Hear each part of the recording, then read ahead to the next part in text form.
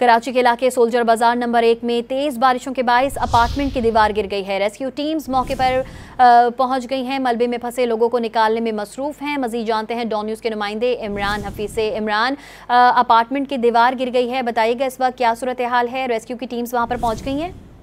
देखिए, सोल्जर बाजार नंबर 1 है, बख्शी रिहायशी अपार्टमेंट है।